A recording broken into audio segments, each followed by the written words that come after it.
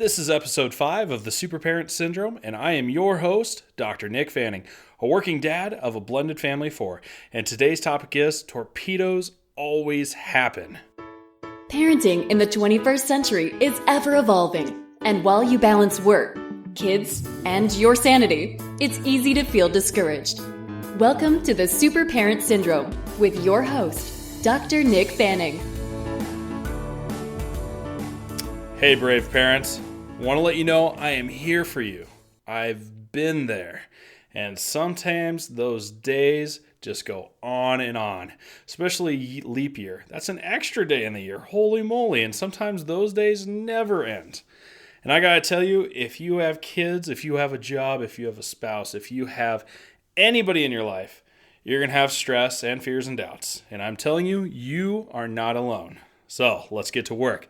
Today's topic is torpedoes always happen. And I mean like always. Okay? And the whole principle is this.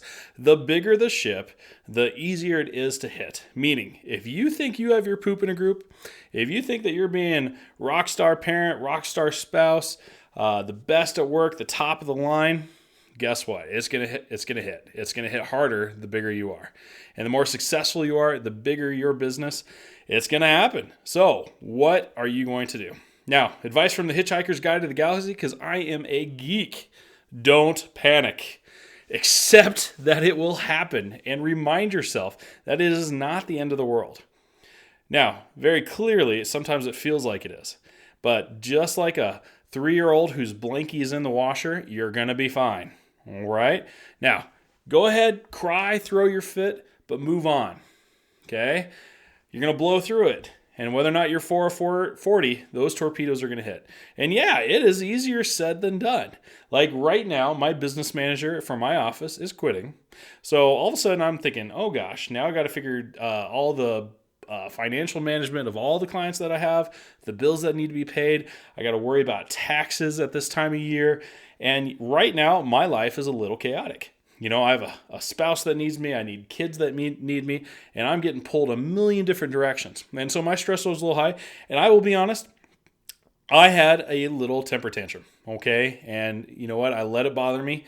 And the thing is that I had to decide up front, I was like, okay, how long am I going to pout? And then what am I going to do to move on with this? Because again, just like a little kid scraping their knee, you know, you wonder how long they're going to cry about it, especially for sometimes they do it and it's no big deal. And other times where their feelings get hurt along with it, it seems like it's lasting forever. Well, unfortunately, even as an adult, we act like little 3-year-olds or 4-year-olds sometimes.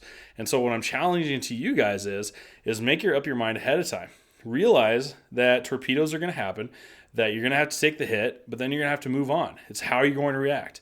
And one of those expressions in fighting, you know, Mike Tyson had said that everybody has a plan until they take a punch to the face. Well, life is going to punch you in the face.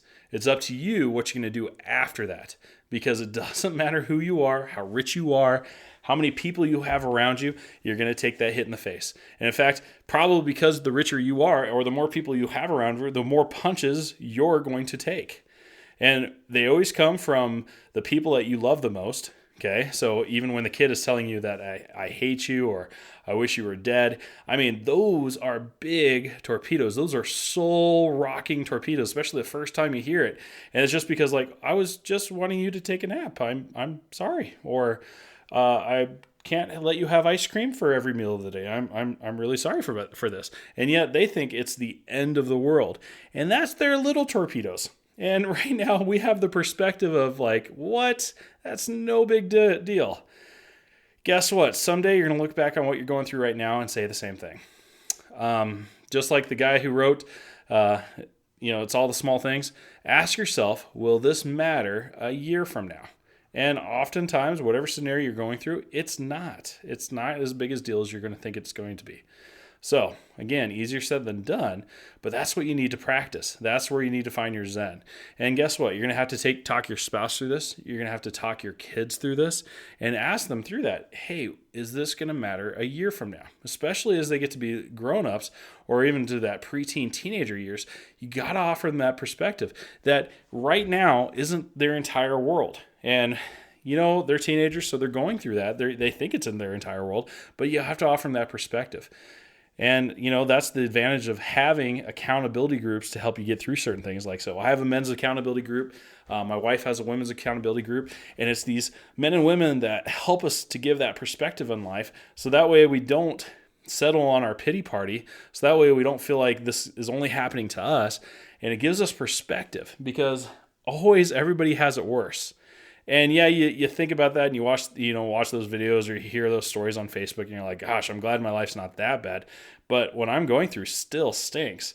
Well, when you have that accountability group or that group that you can trust, those big problems don't seem so big and you don't feel so alone. And that's the whole purpose of this podcast as well, is that to help you realize you are not alone.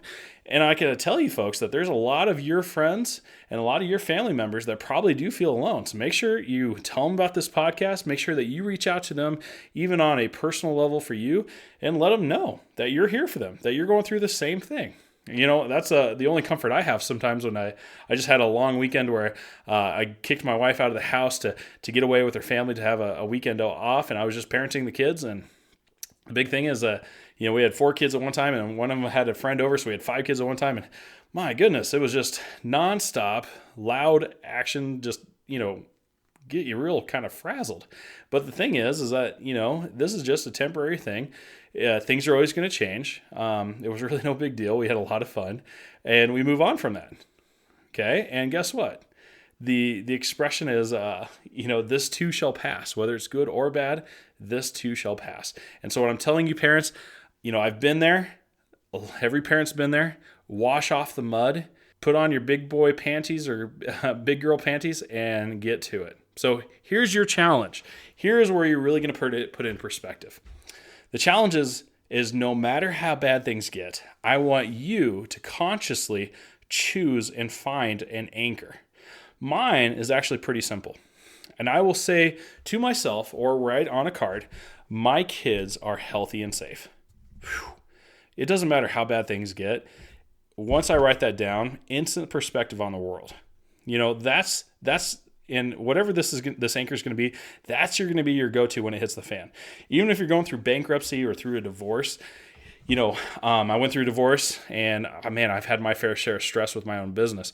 But every time I looked at my kids are healthy and safe, those other things really seemed kind of inconsequential. So I also have a saying that I also repeat back to me, or I have certain people that are allowed to say this to me if I'm getting a little bit off purpose. They say simply to me, it's not about you.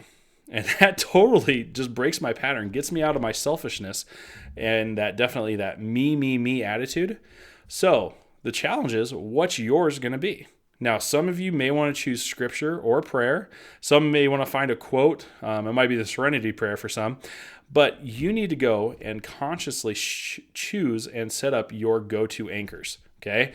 And again, have those anchors down where you're easily memorized, where you can say it out loud, write it down on a card. Maybe some of you have to have it on your card or even on your wallpaper of your phone.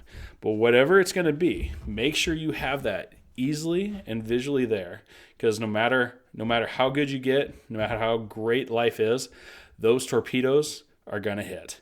And they're going to hit hard, especially when we least expect them. So right now, prepare the mind. And luck favors the prepared mind. So this is going to be to your advantage. So again, another Super Parent Syndrome challenge for you. I'll see you next week for another one. This is Dr. Nick Fanning signing off. Thanks for listening to another episode of the Super Parent Syndrome. Please be sure to visit peptalksforparents.com for more content and our free newsletter. And remember, you are not alone.